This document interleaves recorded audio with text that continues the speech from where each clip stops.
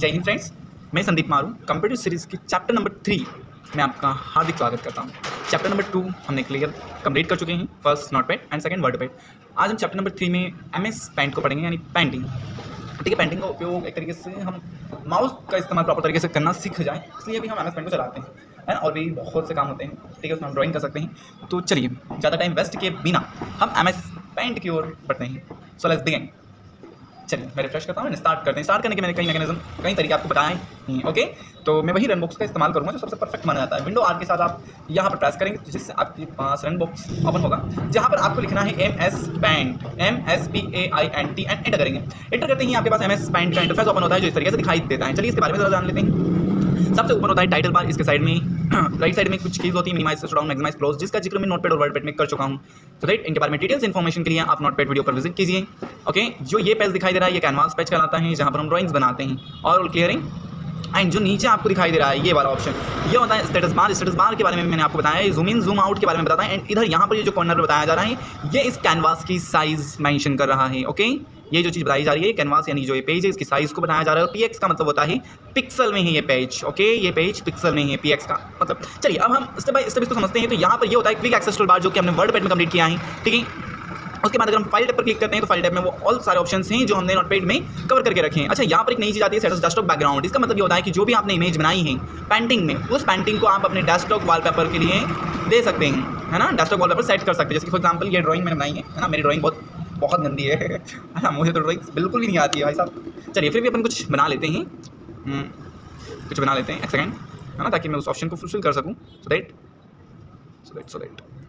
पता नहीं ऐसी होती है ना, मुझे नहीं पता है ओके एंड चलिए ये कुछ बनाया है मैंने, ओवरऑल कुछ भी समझ लेना एंड मैं यहाँ पर आया हूँ सेट डेस्कटॉप बैकग्राउंड, है ना, okay and save and cross. तो दैट समझ में आया आपको। तो ओवरऑल ये चीज़ आपको समझ में आ गई होगी। चलिए अब नेक्स्ट हम पेंटिंग को विस्तार से समझते हैं। चलिए मैं पेंटिंग ओपन कर लेता हूँ और अब हम पेंटिंग को डीपली समझने की कोशिश करते हैं, ओके। चलिए तो यहाँ पर ये फाइल मेन्यूज़ के ऑप्शन में नोटपैड में कवर करवा चुके हैं, ठीक है। यहाँ पर हमारे होम टैब है एंड व्यू टैब है। होम टैब में हमने क्लिपबोर्ड को अच्छे से समझ लिया है ना, कट कॉपी पेस्ट क्या होता है।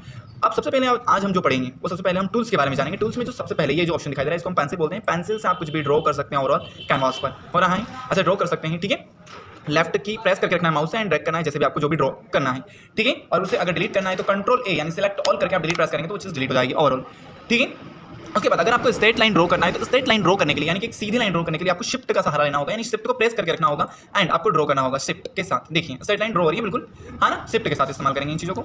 चलिए तो ये आपका पेंसिल का मतलब समझ में आया होगा। अगर भाई साहब ये जो साइज है लाइन साइज, है ना, अगर इसको मोटी करना है, मुझे साइज थोड़ी सी गाड़ी रखना है, तो यहाँ पर ये जो साइज ऑप्शन दिखाई दे रहा है इस साइज ऑप्शन से आप लाइन्स की साइज को मोटी कर सकते हैं, सो दैट ओके। अच्छा, मुझे इस लाइन का कलर भी चेंज करना है तो यहाँ पर देखिए कलर ऑप्शन दिखाई दे रहा है। कलर ऑप्शन से आप कलर्स चेंज कर सकते हैं। नंबर 1 कलर जो दिखाई दे रहा है यहाँ से होगा, है ना, नंबर 2 नहीं, नंबर 1, ओके। सो दैट समझ में आ रहा है। तो हमें लाइंस कैसे ड्रॉ करना है, स्ट्रेट लाइन कैसे ड्रॉ करना है, हमें उसकी साइज कैसे कम ज़्यादा करनी है और हमें उसमें कलर्स कैसे चेंजेस करना है, ये 3 चीज़ आपने कवर कर लिया। नेक्स्ट चीज़ पर आते हैं, मैं इन सारी चीज़ों को डिलीट कर देता हूँ, कंट्रोल एंड डिलीट, ठीक है। अब यहाँ पर आते हैं fill with colour. Fill with colour से पहले ये क्या करता है, किसी पर्टिकुलर शेप में फिल करता है कलर। जैसे कि फॉर एग्जांपल मैंने यहाँ पर कोई ऐसा शेप बना दिया ऐसे, है ना। अब मुझे इन जो ये सर्कल, अंदर सर्कल है, घेरा जो दिखाई दे रहा है आपको, गोल सर्कल जैसा, मुझे इसमें कलर फिल करना है तो मैं किसका इस्तेमाल करूँगा, फिल विद कलर का इस्तेमाल करूँगा। एंड जो भी कलर मुझे फिल करना है इसके अंदर, जैसे कि मुझे ग्रीन करना है तो ग्रीन एंड सेलेक्ट, जहाँ पर भी आपको डालना है, मुझे यहाँ पर येलो डालना है नीचे, ठीक है। तो एंड आप चीज़ समझ रहे होंगे कि फिल विद कलर क्या करता है, किसी पर्टिकुलर शेप के अंदर कलर फिल ऑफ करने का काम करता है। नेक्स्ट ऑप्शन आते हैं हम कंट्रोल फिल विद कलर के, सॉरी फिल विद कलर के जस्ट पास में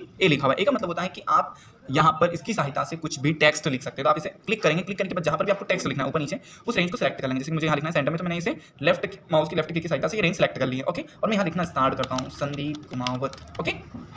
अगर इसकी साइज छोटी करना है तो आप इसे सेलेक्ट करेंगे। सेलेक्ट करने के बाद यहाँ पर देखिए फॉन्ट ऑप्शन दिखाई दे रहा है आपको। टेक्स्ट एक नया टैब आ रहा है हमारे पास, टेक्स्ट का एक नया टैब आ रहा है जहाँ पर हम अपनी लैंग्वेज स्टाइल चेंज कर सकते हैं। इसके बारे में आप डिटेल्स पढ़ कर आए हैं, ठीक है, नोटपैड एंड वर्डपैड में। यहाँ से आप इसकी साइज भी कम ज़्यादा कर सकते हैं और दैट वाओ, ओके।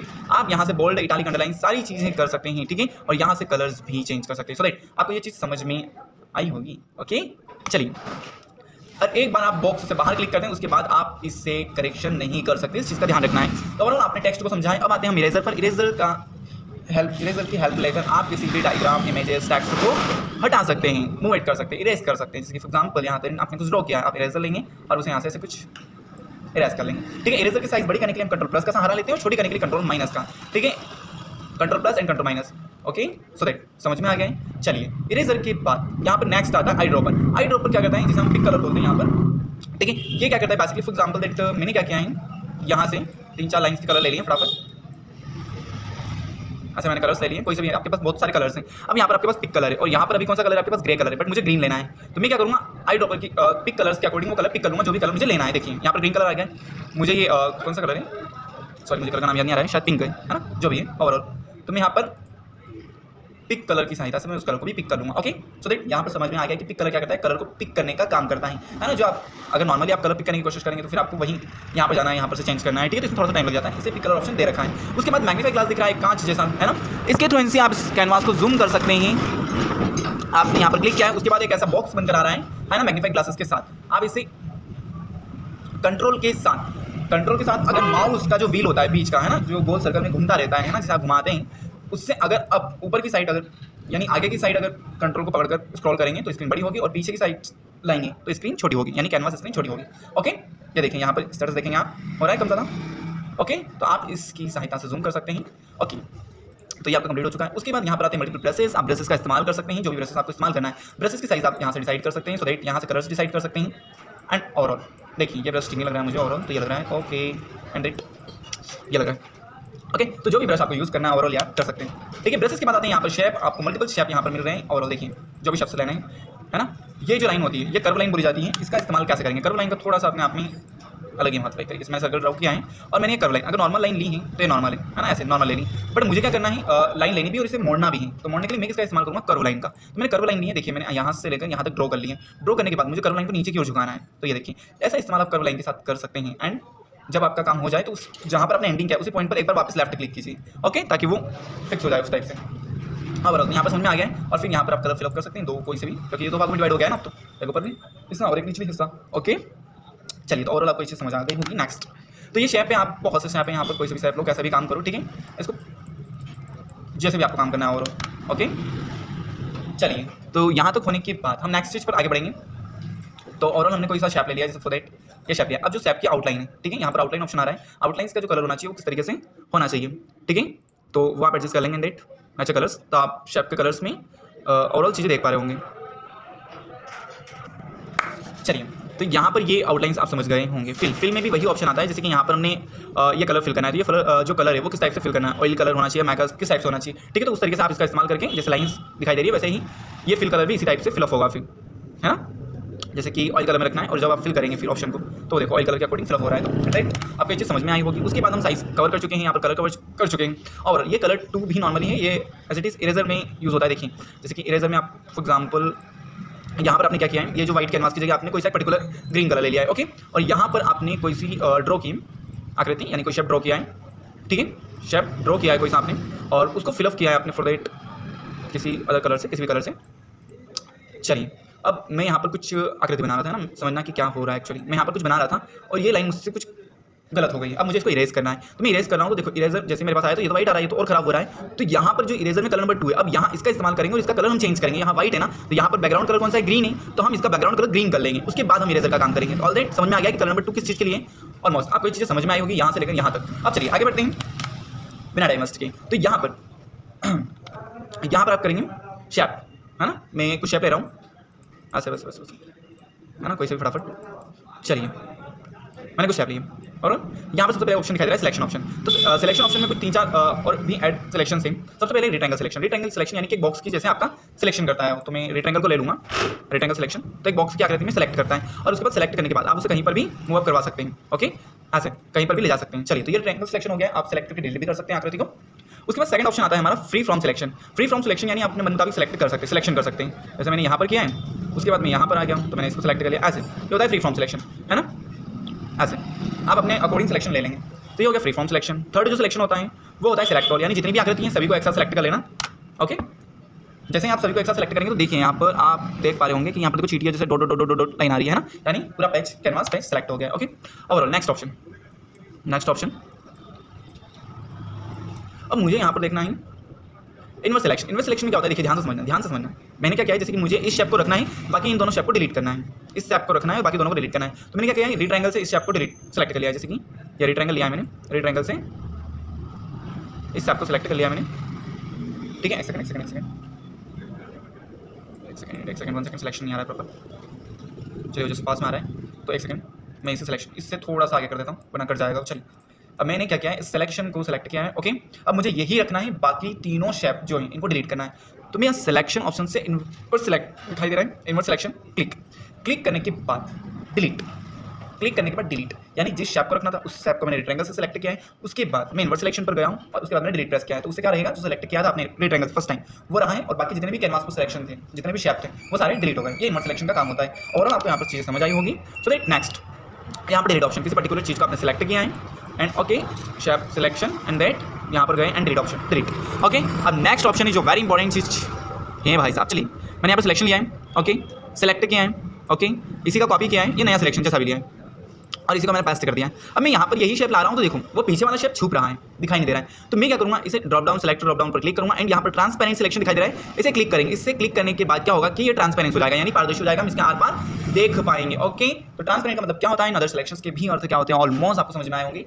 चलिए अब आगे की ओर बढ़ते हैं हम बिना टाइम वेस्ट किए। ओके चलिए यहाँ पर एक क्रॉप सिलेक्शन, जैसे कि फॉर एग्जांपल मेरे पास एक आकृति है, मुझे इसका ऊपरी हिस्सा ये क्रॉप करना है, तो सो दैट मैंने लिया है सेलेक्ट, पहले मैंने जितना भी हिस्सा क्रॉप करना है उतना सेलेक्ट कर लिया है एंड सो दैट क्रॉप, ये देखिए उतना हिस्सा क्रॉप होकर आपके पास आ चुका है।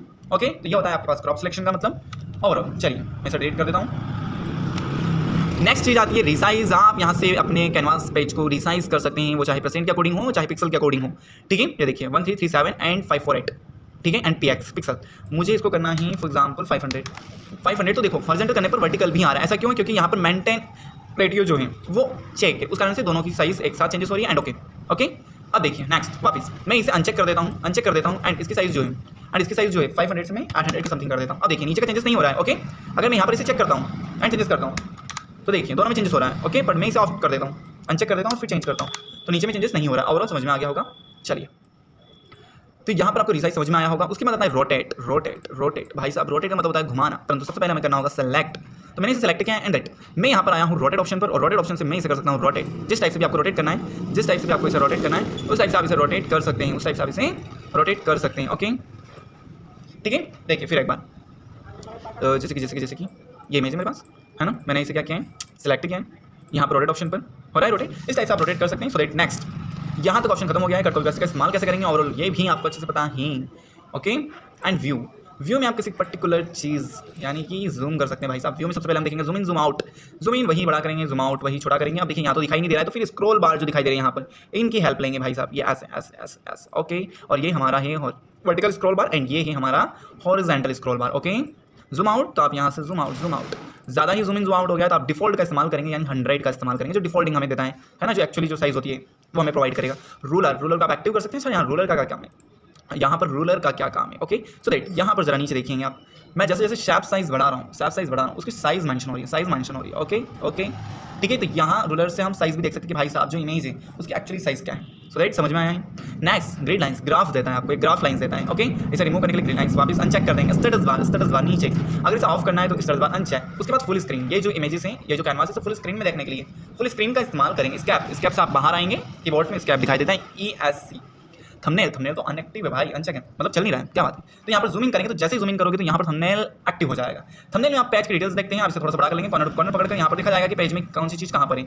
ओके ये थंबनेल का काम होता है एंड दैट अनचेक। इसी के साथ पेंटिंग खत्म है, पेंटिंग हुई है। पेंटिंग में आप इमेज जैसी भी चीज़ें ला सकते हैं, ठीक है। एक बात और, आप पेंटिंग में इमेजेस भी ला सकते हैं, ठीक है। और जैसे कि कोई इमेज बहुत ज़्यादा हाई रेजोल्यूशन की, तो ठीक है उसकी रेजोल्यूशन को आप कम भी कर सकते हैं, क्योंकि पेंटिंग में लाने के बाद उसकी जो भी साइज़ रहती है वो कम हो जाती है, ठीक है। तो देन मैं यहाँ पर फाइल ऑप्शन पर आता हूँ एंड ओपन, जहाँ पर भी आपकी इमेज है उस लोकेशन पर चले जाएंगे, ठीक है। और जो भी इमेज की साइज़ आपको कम करनी है, ठीक है, उस इमेज को आप ले लेंगे, और या फिर क्रॉप करना है, आप यहाँ से इमेज को क्रॉप भी कर सकते हैं, ठीक है। साइबर कैफे और इनमें बहुत ज़्यादा यूज़ भी होने वाला टूल है पेंटिंग। अभी जैसे इमेज बहुत ज़्यादा फुल थी, यानी जूम बहुत ज़्यादा थी, ठीक है, तो आप इसे जूम आउट कर लेंगे, स्क्रॉल बार माउस है ना, कंट्रोल के साथ व्हील का इस्तेमाल करके नीचे की साइड करेंगे, डाउन करेंगे तो इमेज छोटी होगी, ठीक है। एंड यहाँ से अगर इमेज क्रॉप भी करना है तो देन जितना भी पार्ट्स आपको सेलेक्ट करना है एंड दैट क्रॉप। ओके तो ऐसे आप इमेज को क्रॉप कर सकते हैं, सेव कर सकते हैं। सो दैट आपको ये चीज़ समझ में आई होगी, आई होप। अब हम मिलते हैं नेक्स्ट चैप्टर में। आज की क्लास यहीं समाप्त हुई है, पेंटिंग ओवरऑल समाप्त हो चुका है। पेंटिंग पर अच्छे से प्रैक्टिस कीजिए, 1% ड्राइंग्स बनाइए, ठीक है, और परफेक्ट तरीके से काम कीजिए। ओके अब हम मिलेंगे नेक्स्ट चैप्टर में, और नेक्स्ट चैप्टर आने वाला है हमारा माइक्रोसॉफ्ट ऑफिस वर्ड, जहाँ पर हम बहुत कुछ सीखेंगे, बहुत एडवांस लेवल में सीखेंगे। ठीक है। पेंटिंग की तब तक प्रैक्टिस कीजिए और अपनी माउस पकड़ बहुत बहुत स्ट्रांग बनाइए, ठीक है। चलिए बाय बाय, जय हिंद फ्रेंड्स।